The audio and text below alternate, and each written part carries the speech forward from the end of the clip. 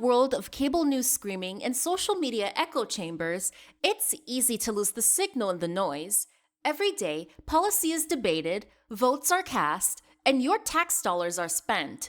We cut through the headlines to bring you the critical context you need, focusing on what's really going on in news and politics. Welcome to the Analytical Iowan Podcast.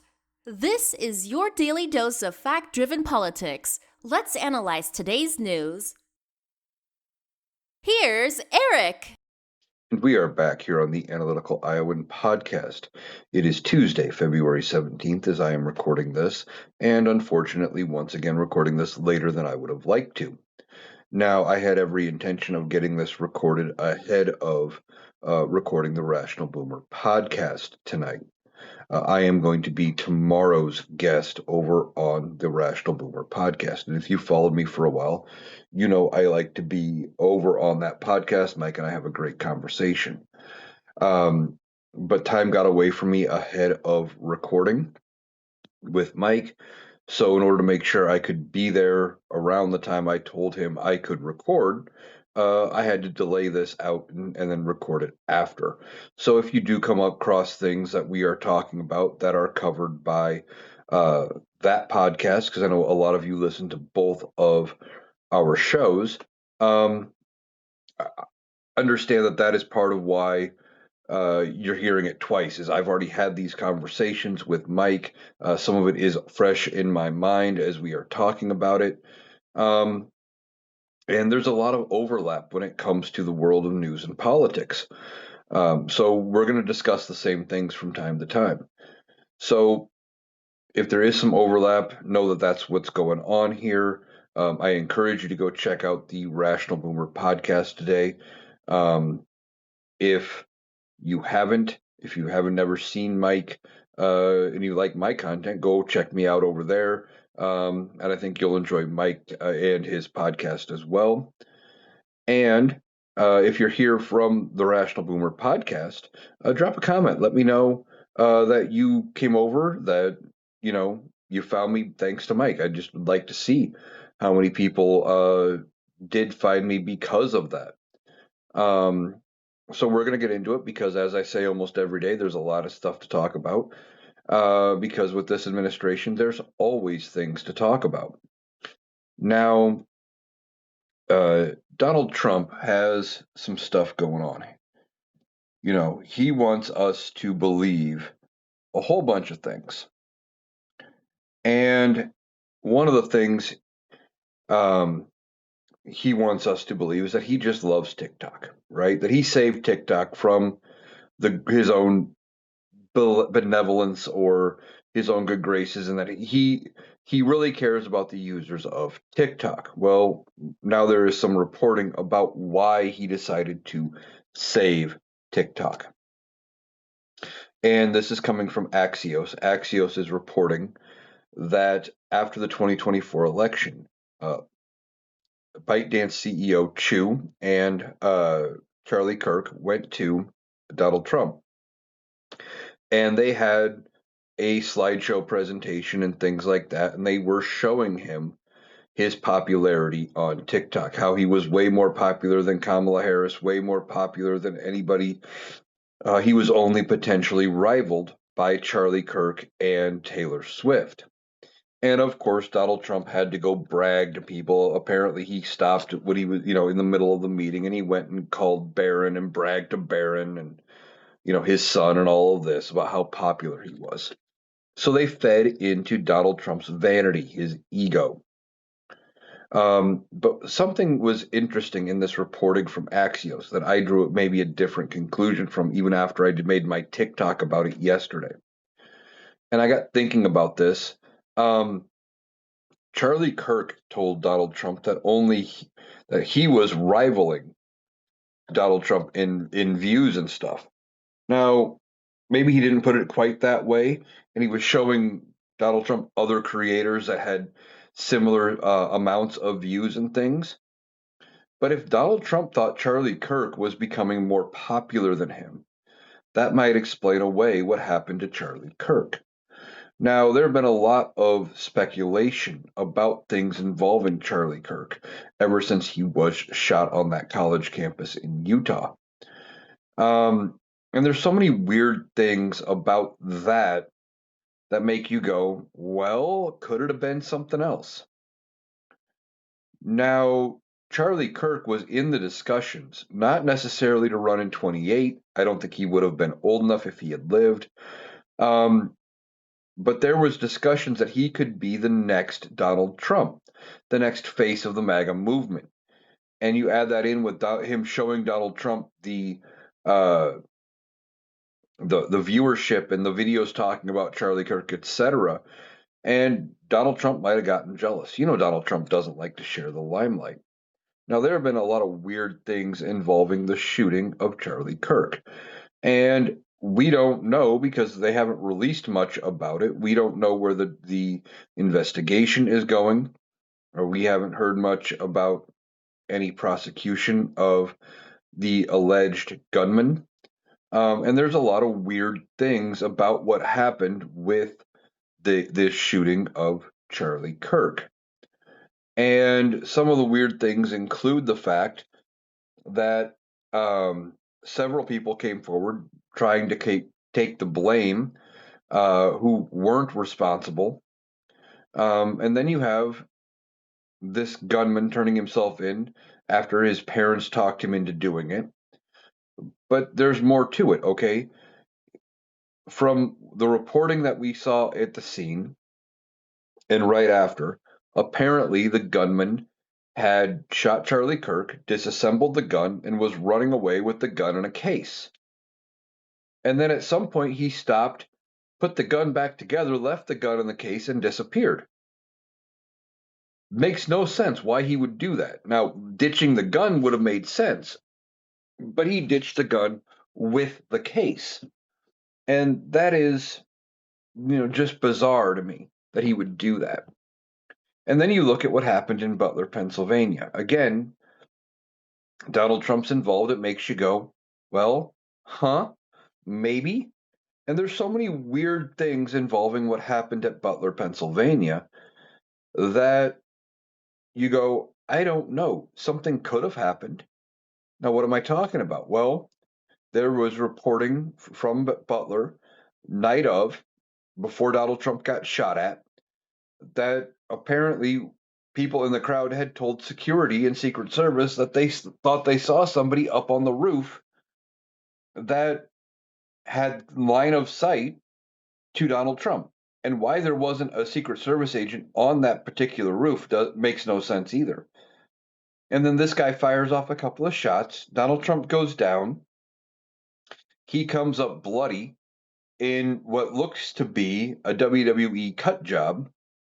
Um, because we've all seen, at least I know I've seen, and anybody who has watched wrestling over the years in any capacity has seen him come up, you know, with a little bit of blood that they know how to do it.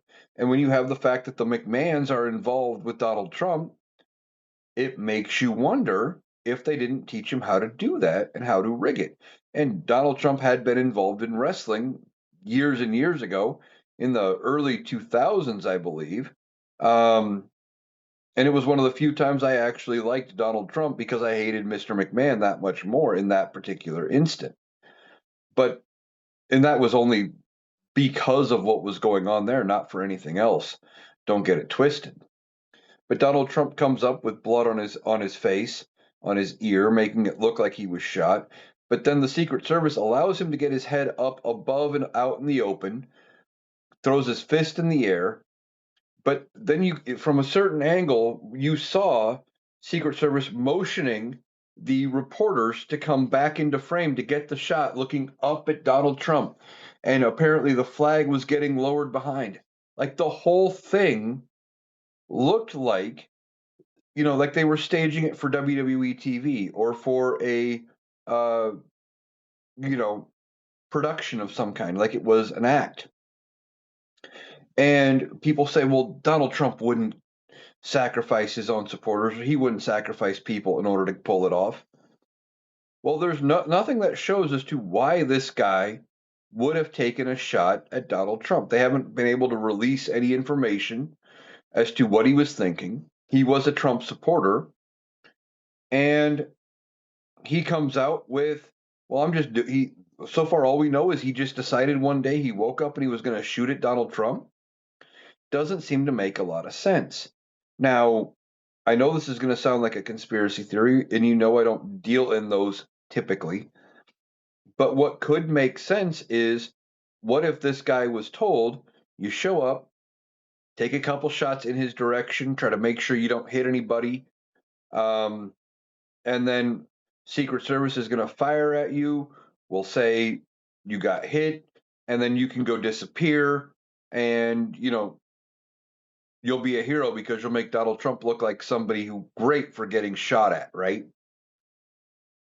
And then what happens with this guy if he gets it right, except for the fact that he killed somebody in the crowd, but then Secret Service was told, or they weren't in on the plan, right?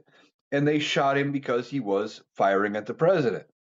And they didn't want the witness around. Maybe that's why they didn't tell Secret Service not to shoot at him. Who knows? The whole thing, it leads to more questions than answers. And finding out that, uh, going back to where I started here, that Charlie Kirk was telling Donald Trump how much, how popular he was on TikTok compared to Donald Trump, etc., could have been something that led to Donald Trump acting and maybe taking out Charlie Kirk. It sounds like a conspiracy, but with everything involving Donald Trump, it wouldn't surprise me. But the big thing out of this story, beyond the weird conspiracy rabbit hole I kind of went down, was that the whole reason Donald Trump wanted to uh, save TikTok for was an appeal to his own vanity. Oh, they love me on TikTok. I'm going to save TikTok because, oh, look at how much they love me. That's all that mattered to him, right? Donald Trump has always been obsessed with ratings, with popularity, with crowd size, to the point where they have taken images and photos of other events and he has tried to pass them off as being crowds for him. They tried to say that a picture of Obama's first, or it was either Obama's first or second inaugural, that had millions of people out there, um, and was far more people than attended Donald Trump's first inauguration. They tried to show that picture of the crowd and claim it was at Donald Trump's inauguration to please him, to show him that Donald Trump was, uh, you know, very popular. So appealing to his vanity is one way they got him to save TikTok. Now, this TikTok deal, they have kind of screwed TikTok up, um, quite a bit. And I've been bitching about TikTok, and it's not getting any better. I barely have any videos that get any traction. All of my stuff gets way better views over on YouTube by comparison. Um, and I'm not the only liberal creator that I'm seeing having problems. I'm seeing other creators come out saying, "Yeah, I didn't get paid. Haven't gotten paid for the month they told me. Oh, they kicked me out of the creator fund for 30 days. But they said I'd still get last month's payment. But, well, I'm out of the fund. They didn't pay me." And it's becoming more and more of a joke. Now, TikTok may ultimately end up going away.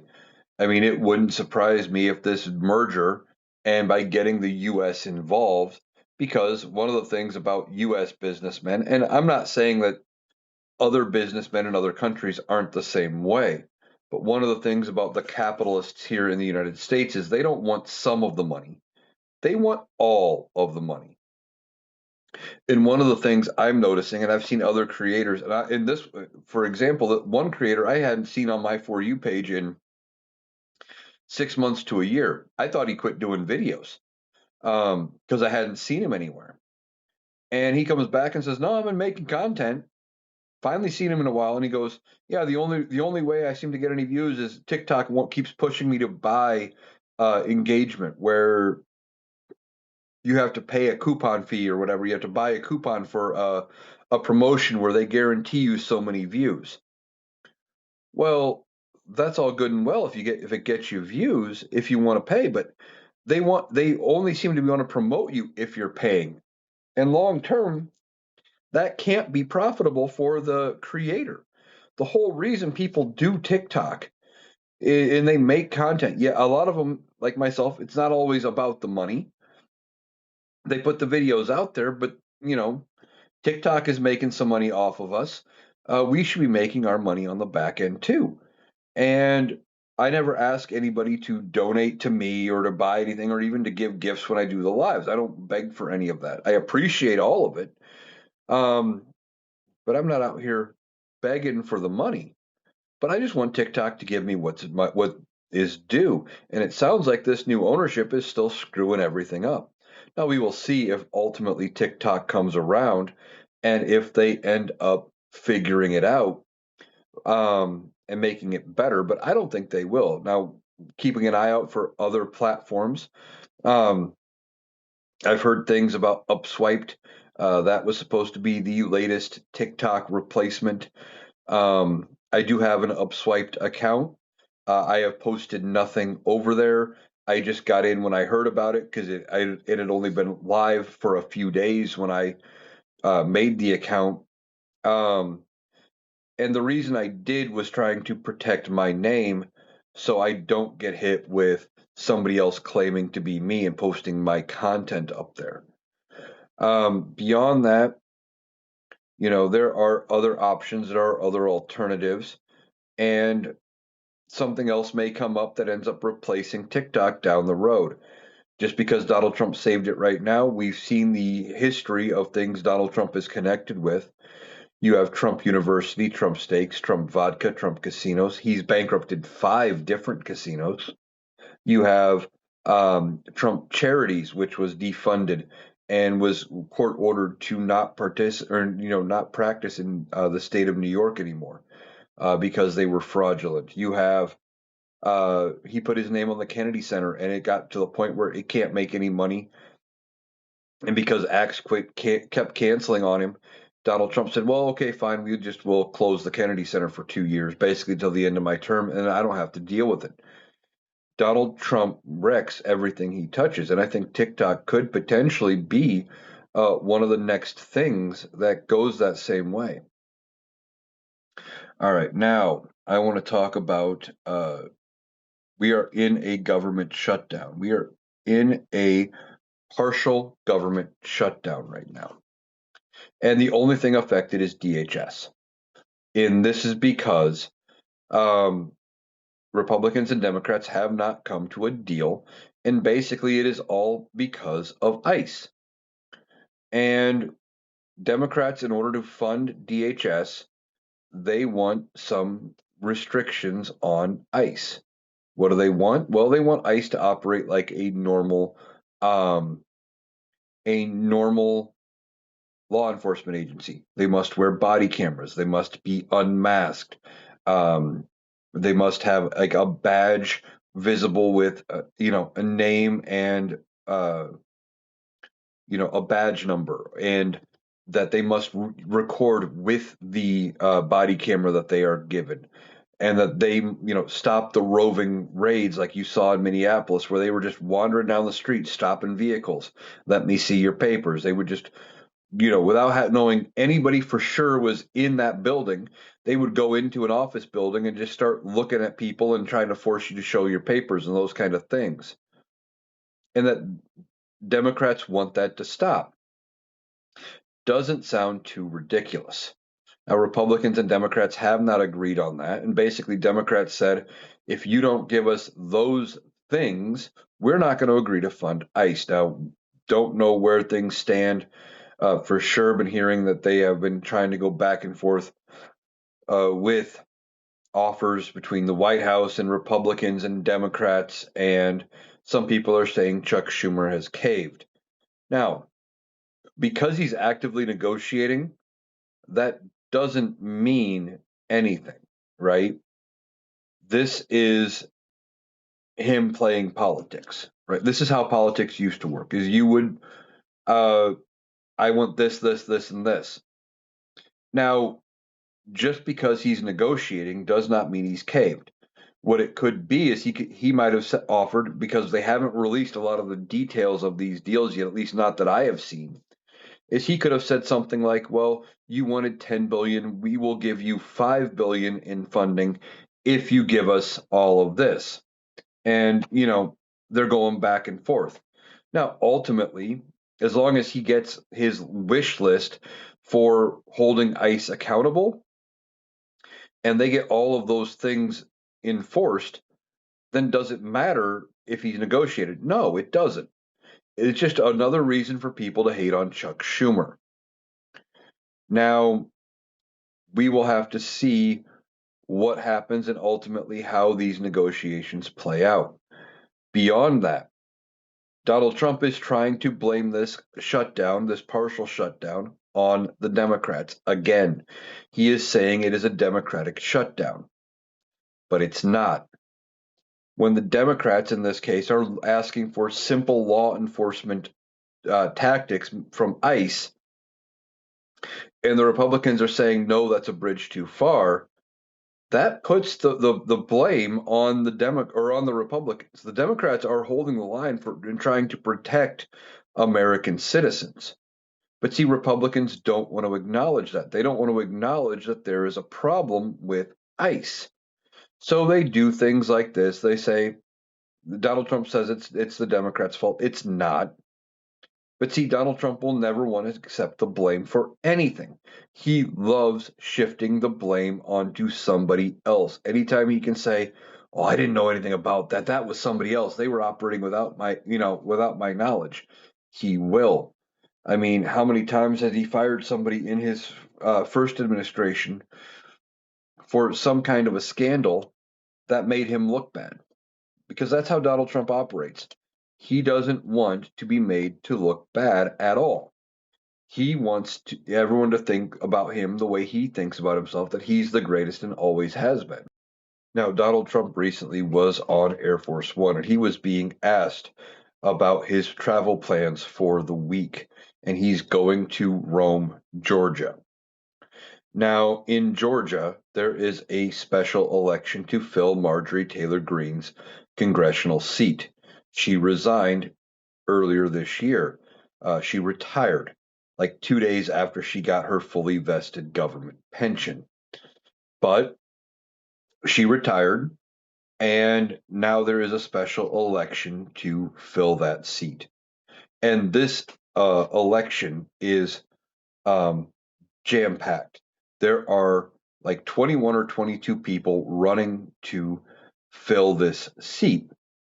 And there's that many because there is no primary. Okay. There is no primary. Um, they don't do primaries like that for Georgia for special elections, I guess. And they are going to end up doing probably a runoff afterward. Now, Georgia is a 50% plus one vote state, which means that um, whoever wins this election has to get 50% plus one vote in order to win. And if they don't, there will be a runoff in April. Now, this election is set for March 10th, I believe, with early voting going through March 6th, something like that. And Donald Trump is going down to campaign for the Republicans. He's trying to stump because he doesn't want them to lose this seat to a Democrat. Well, he was asked about it. He said, "Oh, there's so many good people running down there." He goes, "Oh, I guess I'm going to have to go and I'm going to have to endorse one of them to win. Oh, I don't know if I can do it, but I'm going to have to endorse somebody." Well, Donald Trump had 2 weeks ago already endorsed Clay Fuller for that race in multiple True Social posts. Now, there's a couple things that could be going on here. One, could it be his memory? Is his memory that faulty that he doesn't remember? Yeah, that could be it. We know he's sundowning. We know he has dementia based on everything. Um, Now, there hasn't been an official diagnosis. I guess you could say that that is something, but when he talks about taking the Montreal Cognitive Assessment and he talks about everything involved in it, he makes it sound like he has taken some of the toughest tests in the world. Now, we've talked about the Montreal Cognitive Assessment before, but I actually pulled it up. Okay, and he has said in the past that the 5 questions at the bottom are some of the hardest questions he's ever taken. And nobody could ever do it better than Donald Trump. Nobody else has passed one.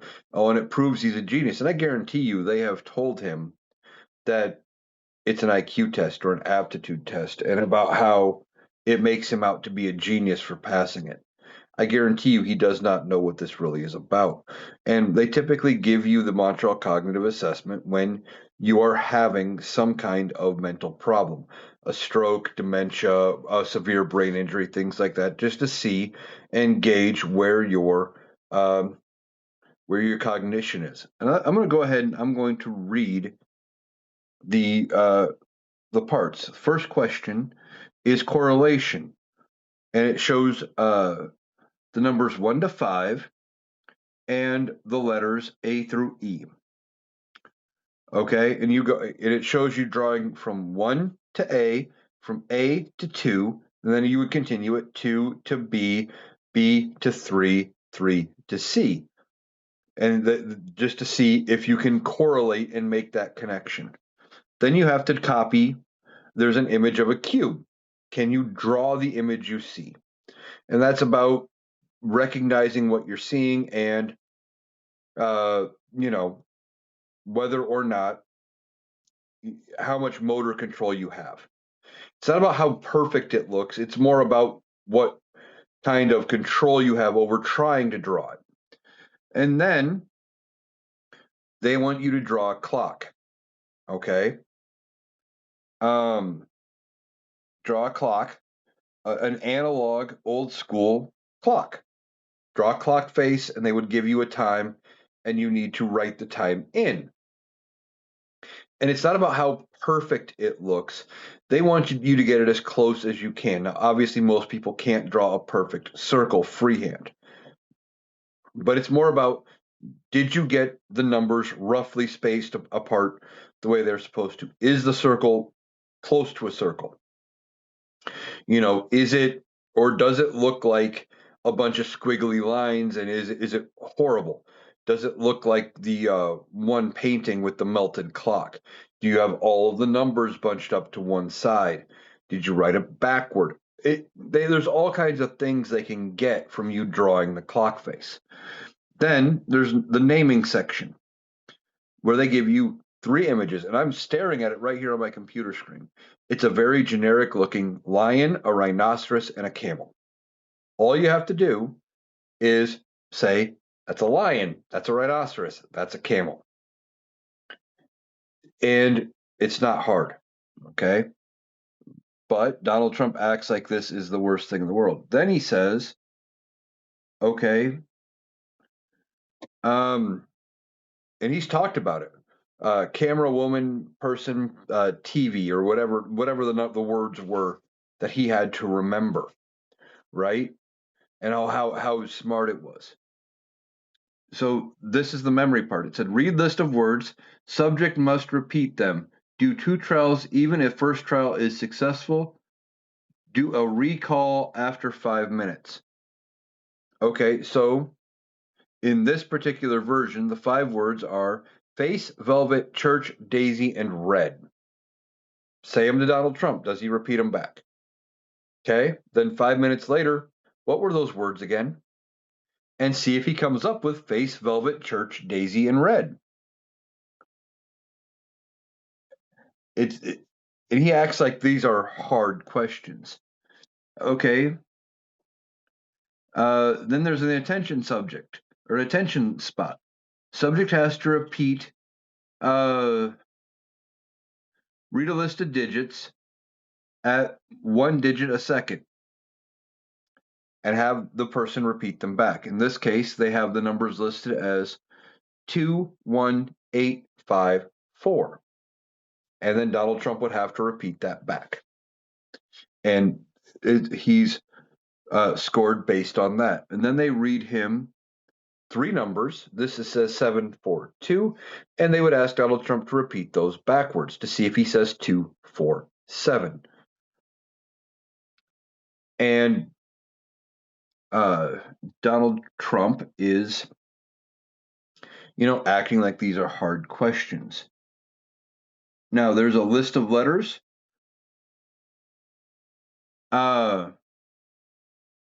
where you get points based on how many times you tap with your hand every time you that the letter A is mentioned. No points if you miss more than two. And I'm just going to go ahead and read the list out. It's F B A C M N A A J K L B A F A K D E A J A M O F A and B. That's this list. And he would have to tap every time he heard the letter A, but if he missed more than two, no points. Okay, language. It says basically repeat these words back. Repeat the sentences back. I only know that John is the one to help today. And you see how well he responds back.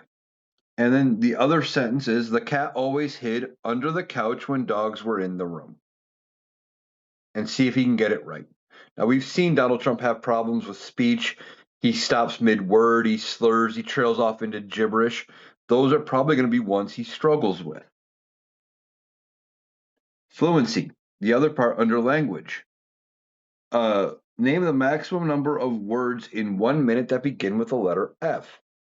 So, how many words in 1 minute can you name with the letter F?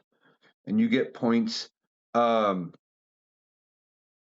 Basically, how many can you name? And I think they're looking for at least 11. The way I'm reading the success assessment here. Okay. Then there's an abstraction segment. Similarity between orange and banana. You come up with fruit. Okay. And now they have two sets here. It says train and bicycle would be vehicles or modes of transportation or something to see if you can make some kind of a connection. And then watch and ruler. Well, there you'd probably say ways of measuring something. And then now you're down to the delayed recall. Okay, we talked about it earlier. The words were face, velvet, church, daisy, and red. And if you get them all right with no cues, then you get points. If not, then you turn around and you have to give them a category and give them a description, basically. And if they still can't get it, then you give it to them in multiple choice form to see if they get it. And then the last question is about their orientation. Name the date, the month, the year, the day, the place you're at, and the city you're in. Now, that is the Montreal Cognitive Assessment. He's taken this at least 3 times, and he brags about having taken it. So, is it possible that his memory is bad enough that he doesn't remember giving an endorsement? Yes, 110%. It's possible that his memory is that bad, and it is entirely possible that somebody else put those endorsements out on his Truth Social page. Instead, he doesn't even know it because Donald Trump doesn't read. He doesn't read anything. He doesn't look at anything. He doesn't have any natural curiosity. He is, for all intents and purposes, just existing. Always has. He thinks he knows everything, doesn't need to dig deeper into anything. So when it comes down to it, he is, suffering, right? We know his cognition is having a problem. And the whole thing with it is that it's going to get to a point when they can't cover it up anymore. Now, a week from tomorrow, I believe, on the 24th, um, I think that is the day that he is giving the State of the Union address before a joint session of Congress, typically done around 7 p.m. Eastern. And we've seen Joe Biden give some great State of the Union speeches. Donald Trump, not so much. This will be his first State of the Union this term. Now, he did not give a State of the Union last year. Why? Well, typically, incoming presidents in their first year do not give a State of the Union address because they just got on the job. They need time to figure out what's going on, get their feet under them, and do all of this. And because he was coming back in as president, everything that he had been ready for a second term was 4 years old at that point. He needed to do all of the things a new president would have done. So no State of the Union. He's going to give this one. Now we're going to be watching the State of the Union. And a couple things could happen with that State of the Union address. There's people online suggesting that they could end up having it be pre-recorded. And if it's pre-recorded, I hope that they get called out on it. Where they actually, instead of airing it when he's doing it, instead of doing it at 7 p.m., that they do it at 2 in the afternoon. And they just don't air it to the public until 7 p.m. like it was live. And I hope he gets called out if they try that.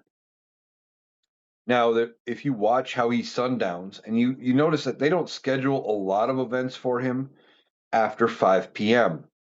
because they can't keep him cognitive. They can't keep him contained until that late. After 5, he starts losing focus. He starts losing steam.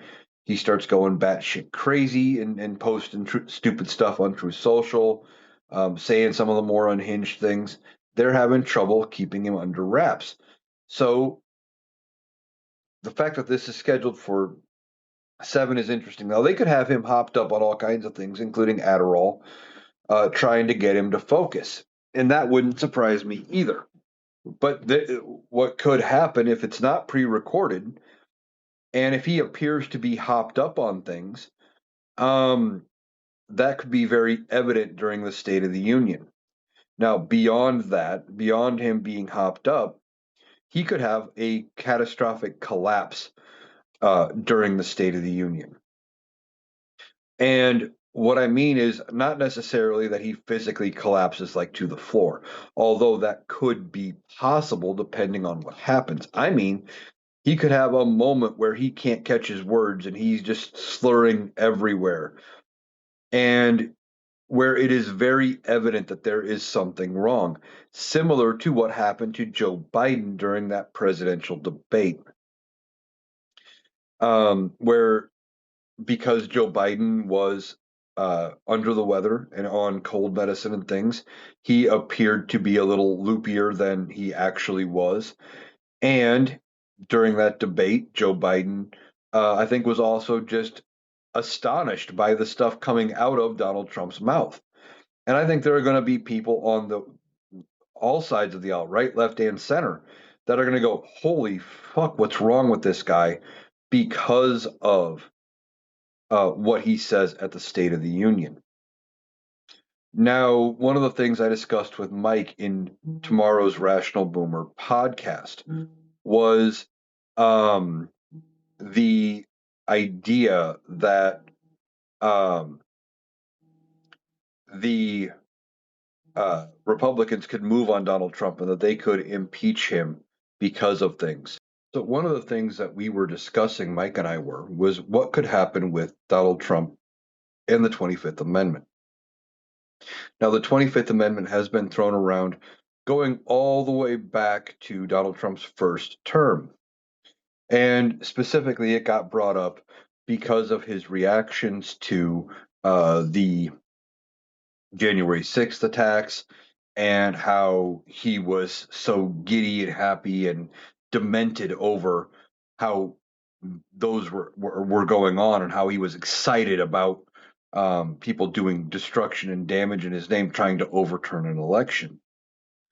Um, and of course, there were people on the other side of the aisle looking at Joe Biden and saying, well, they could use the 25th Amendment to remove Joe Biden. Now, it has never been used, not in that way. The only time the 25th Amendment has ever been used has been things like the president is undergoing a medical procedure, going to be under anesthesia. And in those circumstances, the president can dictate that the powers of the presidency pass to the vice president until he has recovered from the anesthesia. Now, I'm using he because we've only ever had male presidents, but it would work no matter who is president. That is just how it works. If you go in for, uh, say, you have your appendix removed, right? You're going to be out for, say, 12 hours, um, barring complications. Well, the president would inform Congress, and uh, he would have to inform Congress that, hey, I'm undergoing this procedure, and from this time to this time, I'm going to be unable to be president. The vice president would have to handle things should something come up. And this has been going on. Uh, I believe every president since they passed the 25th Amendment at some point has used it for something like that, at least once or twice.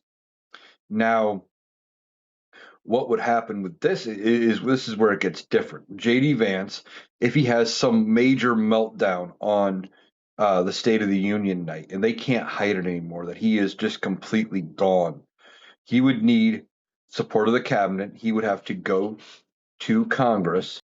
He would have to go to Congress with support of the cabinet and say, look, Donald Trump's out of his goddamn mind. And you guys all saw it in real time. You're suffering, he's suffering from dementia, he's suffering from this, that, and the third, and go from there. Well, uh, when it's all said and done, then Congress would have to vote on it. And it would take 2/3 of both chambers to agree. Now, Donald Trump is not going to be able to handle the embarrassment of this all happening around him, right? If he has just a disastrous appearance where they have to start invoking the 25th, he's going to lose his goddamn mind. Now, when he does, he is going to go after anybody and everybody that turned on him, that was disloyal. And if that happens, he is going to try to burn the Republican Party down on his way out the door. Now, is there enough members of Congress that would be willing to vote to remove Donald Trump? I don't know. I'll admit, I don't know. It's probably going to depend on how bad and how disastrous he gives the State of the Union address. And if it's bad enough, they may have no choice. Now, I think Republicans have been trying to wait it out. They want to get closer to the election so people remember they removed him. Um, and I think they want to see if they can still win the midterms with Donald Trump rather than without him. And then if he costs them the midterms, they would move on him after. Now, I think there's no doubt in my mind that he costs the Republicans the midterms. Um, I don't think it's a question as to whether or not the House of Representatives flips to the Democrats. I think the question becomes by how many seats. And I'm thinking 30, 40, maybe even 50 seats are possible to flip. I couldn't tell you all of the districts.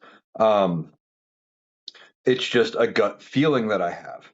Now, uh, when it comes to everything, um, Donald Trump is probably going to lose the midterms. And they're worried that he could cost them the Senate, too. If he costs them the Senate, that is where the Democrats have the most authority. They could do a lot when it comes to the Senate, which would be blocking any nominations, which would mean Donald Trump would not be able to replace anybody if he fires them for making him look bad. People like Kristi Noem, RFK Jr., uh, Dr. Oz. And if somehow Donald Trump doesn't make it, and I don't think he will, I don't think he makes it to the end of his term. We've talked about why I don't think that he's going to make it. I mean, he's getting the Montreal Cognitive Assessment. We talked about that earlier. Um, that they uh, that they may have JD Vance step in and run. Well, JD Vance, I think, if he becomes president, one of the things he's going to be given is very strict marching orders from the Republican Party. And those orders are going to be fix the ship, right? It's going to be right the ship and get rid of, make it better for us in 2028. Now, I don't think he's got the ability to do that. But one of the things he is going to do to try to right the ship, I think, is going to be the removal of people like Pam Bondi, Kash Patel. Um, I think pretty much everybody appointed by Donald Trump, except for maybe Marco Rubio, probably would be safe. Now, Marco Rubio could have um, maybe even an upgrade because if JD Vance has to take over for Donald Trump, he would have to pick a VP candidate. Now, who would he pick? Well, who knows? I think it would have to be somebody more center, somebody not MAGA. Um, and he could go with almost anybody. I mean, thing is, he would need Congress to approve it, and with the majorities they currently have, and with as bad as it is looking, they're going to have to pick. They're not going to be able to pick somebody too extreme and still get them through the House of Representatives. That's why I think it is going to be somebody who is more center than somebody who is far leaning one way or the other.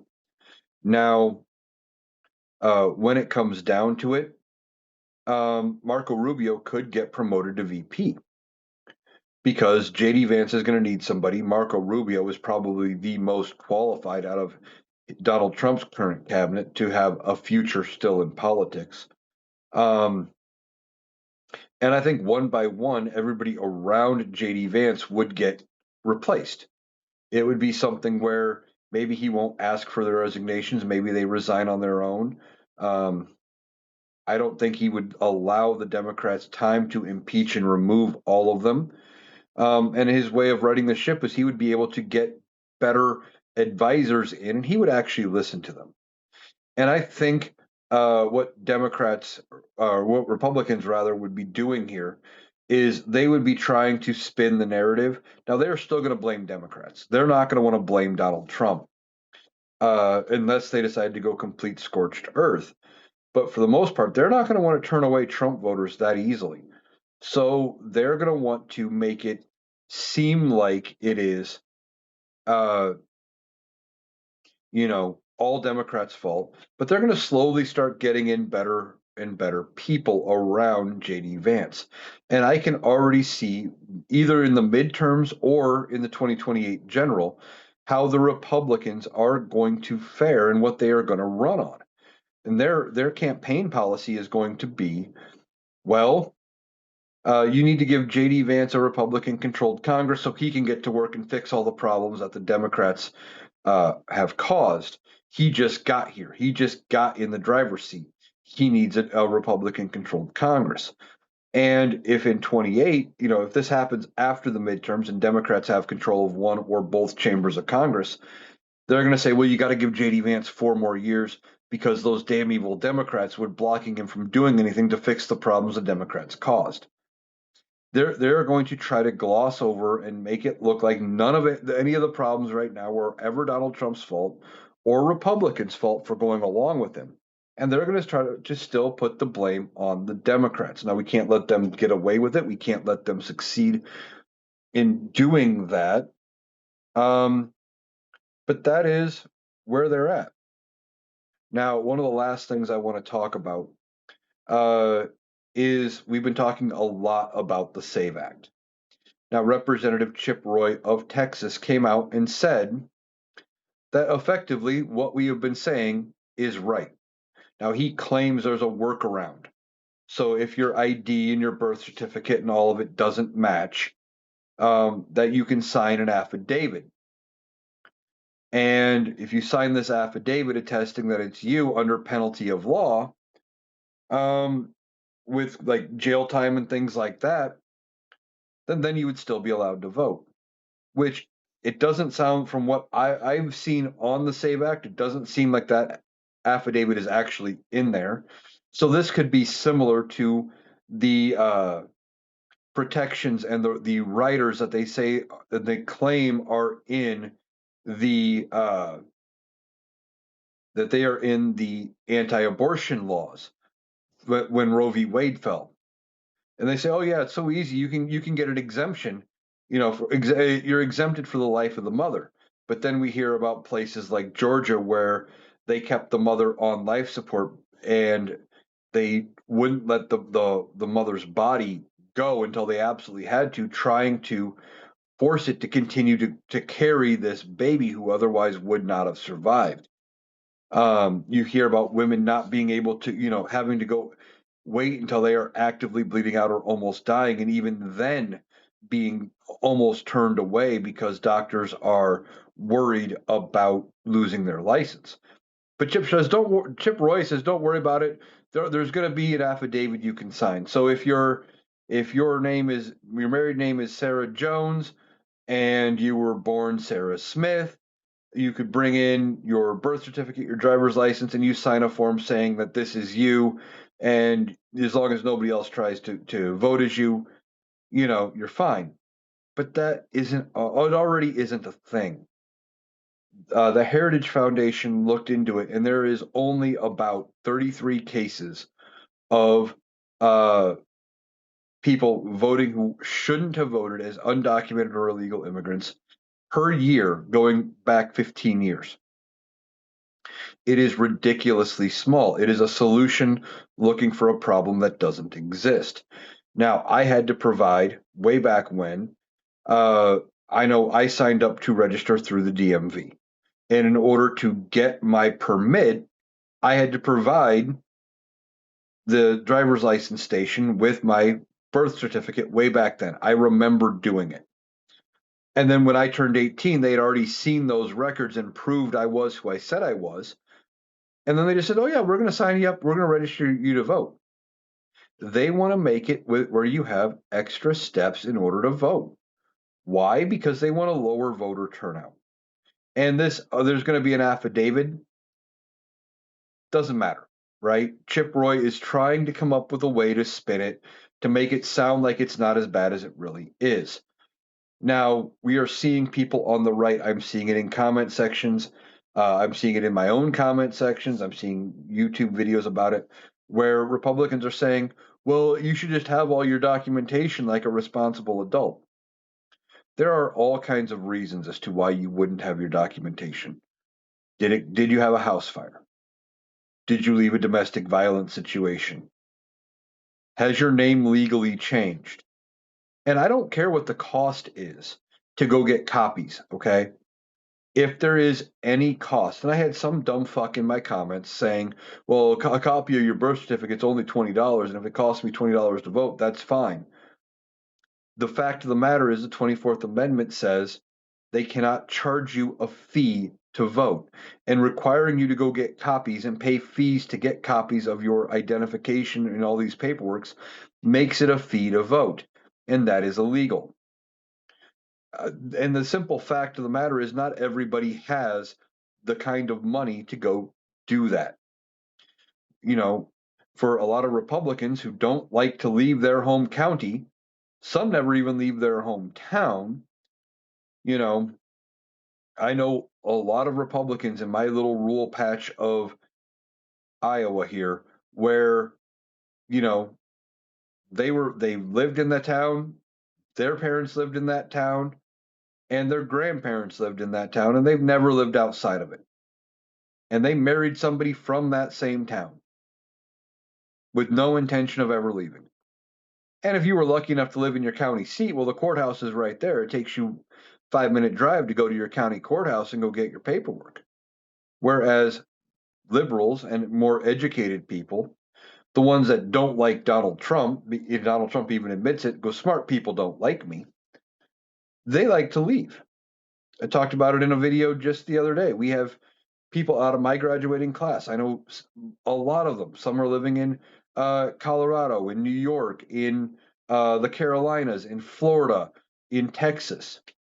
And if they needed to come back and get copies of all of their paperwork, if they didn't have it, now they're having to book either car rides and taking days for road trips, or they're booking flights. All of that adds cost to go vote for something that isn't necessary. Um, it is a solution looking for a problem that doesn't exist. And Chip Roy wants you to believe that it's all going to be fine. It's all going to work out because, well, you could sign an affidavit. That's effectively how voting works anyway. You show up, you say, "I'm this person," you cast a ballot. If they can prove down the road you weren't you, or you shouldn't have cast that ballot, you get charged, you go to jail. And they're actually pretty good about charging people who shouldn't vote. In fact, most of the cases found by the Heritage Foundation of people who voted who shouldn't did get prosecuted. It's not a major problem. But Republicans want you to believe it is so that they can limit and restrict who can vote, trying to make it so that they have a better chance of winning. Because even though they like to blame Democrats, Republicans can't win if they don't cheat because they don't have good policy. And lately, the only thing that they have been running on is culture war bullshit, not actual policy. And that's not a way to win elections. All right, that is going to do it for today's episode of the Analytical Iowan podcast.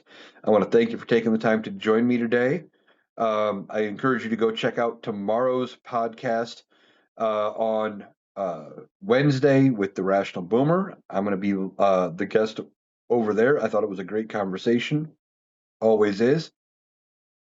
So thank you for taking the time to join me today.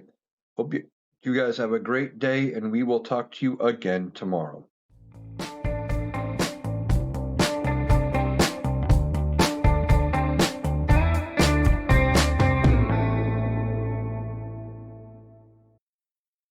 That was Eric. That does it for our analysis today. If you appreciated us cutting through the noise to get to the critical context, please make sure you're subscribed to the Analytical Iowan podcast on Spotify and YouTube. We'll be back tomorrow. Thanks for listening.